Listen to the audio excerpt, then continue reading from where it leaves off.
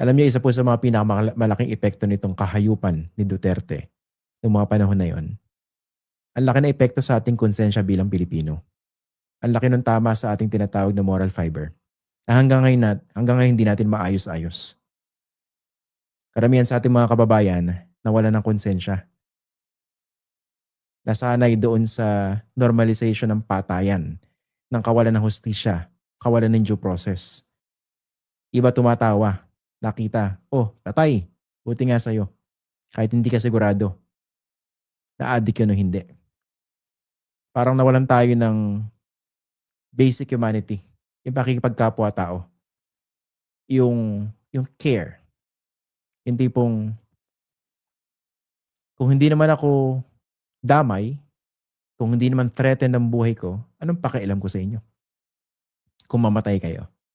Yung basic humanity ba?